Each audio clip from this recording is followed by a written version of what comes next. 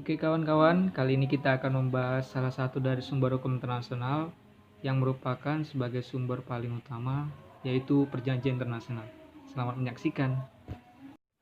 Baiklah, langsung aja kita mulai. Di sini ada pertama yaitu pengertian umum dan istilah dari perjanjian internasional. Perjanjian internasional pada hakikatnya merupakan sumber hukum internasional yang utama.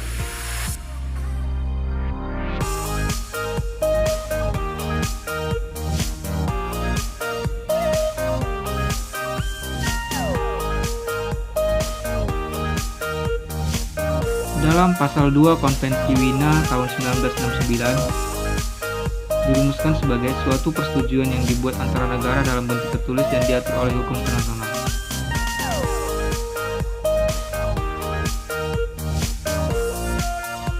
Definisi ini kemudian dikembangkan oleh pasal 1 ayat 3 Undang-Undang Nomor 37 tahun 1999 tentang hubungan luar negeri, yaitu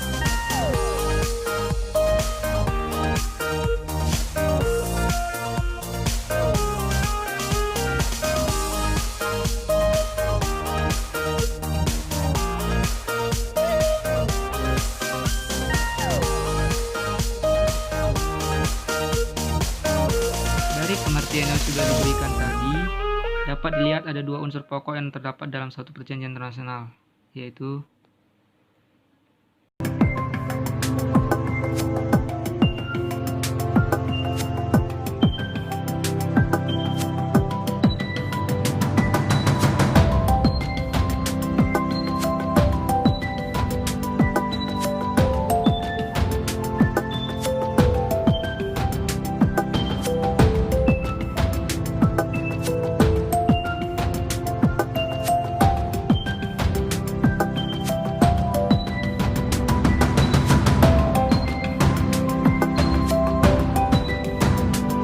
maka dari itu dapat ditentukan bahwa bentuk-bentuk perjanjian internasional itu adalah sebagai berikut.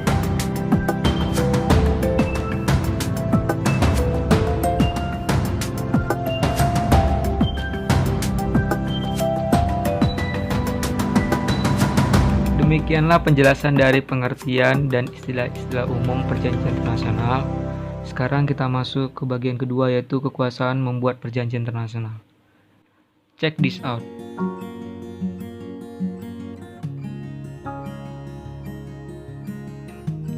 Ada tiga bentuk kewenangan dalam membuat perjanjian internasional, yaitu sebagai berikut.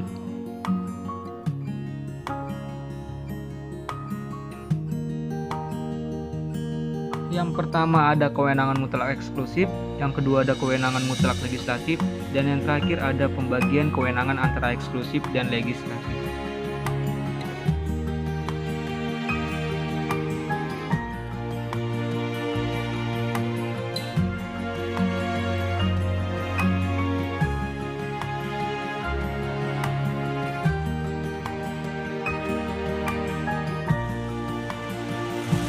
Menurut Konvensi Wina tahun 1969, ada 4 unsur yang dapat mewakili negara dalam pembuatan perjanjian internasional, yaitu 1. Kepala negara, 2. Menteri luar negeri, 3. Kepala perwakilan atau misi diplomatik, dan yang terakhir adalah pejabat pemerintahan yang diberi kuasa.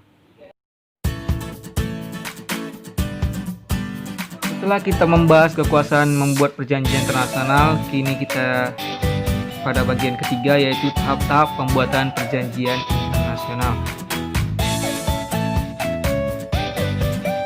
Dalam tahap-tahap pembuatan perjanjian internasional terdiri menjadi 5, yaitu tahap penjajakan, tahap perundingan, tahap perumusan naskah, tahap penerimaan, dan tahap penandatanganan.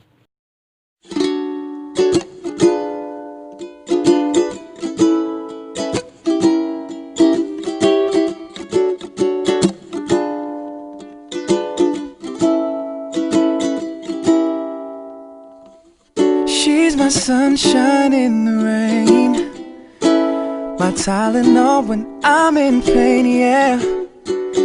Let me tell you what she means to me. Like a tall glass of lemonade when it's burning hot on summer days. She's exactly what I need. She's soothing like the ocean rushing on the sand. She takes care of me, baby, and she helps me be a better man. She's so beautiful. Sometimes I stop to close my eyes. She's exactly what I need. She's my smile when I'm feeling blue. She's my good night's sleep when the day is. Dalam gambar ini kita dapat melihat urutan-urutan dari tahapan-tahapan dalam pembuatan perjanjian internasional. Setelah tahap-tahap dalam pembuatan perjanjian internasional telah terlaksana, langsung saja masuk ke dalam proses ratifikasi. Check this out.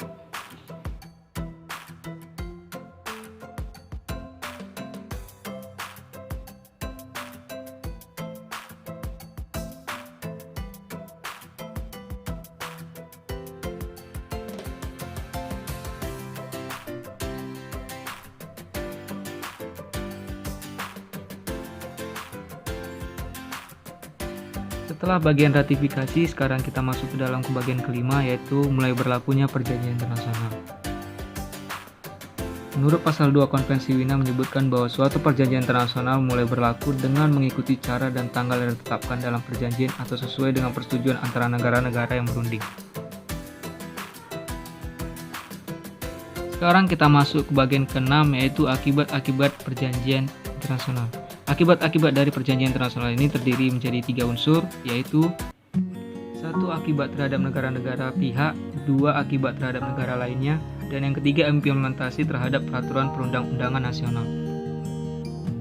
Sekarang kita masuk ke bagian ke-7, yaitu batal dan berakhirnya perjanjian. Batalnya suatu perjanjian karena adanya 1. Bentuk perjanjian yang salah atau bertentangan dengan ketentuan hukum nasional, dan yang kedua, kekeliruan mengenai unsur pokok atau dasar perjanjian atau irregularitas substansial. Sekarang kita masuk ke dalam bagian contoh dari perjanjian internasional yang melibatkan negara Indonesia. Yang pertama ada perjanjian garis batas antara negara Indonesia dengan negara Australia. Perjanjian ini membahas tentang garis batas wilayah laut antara Indonesia dengan Australia. Indonesia berbatasan langsung dengan Australia, dan wilayah tersebut adalah wilayah lautan, tampak seperti gambar yang ada di sini. Batas wilayah laut sedikit sulit ditentukan, oleh sebab itu diperlukan perjanjian yang menggunakan atau menguntungkan kedua belah pihak. Perjanjian ini mulai berlaku sejak tanggal 12 Februari tahun 1973. Naskah perjanjian ini merupakan sarana kerjasama kedua negara yang memberikan kerangka dan landasan hukum bagi aktivitas eksplorasi dan produksi yang dilakukan kedua negara.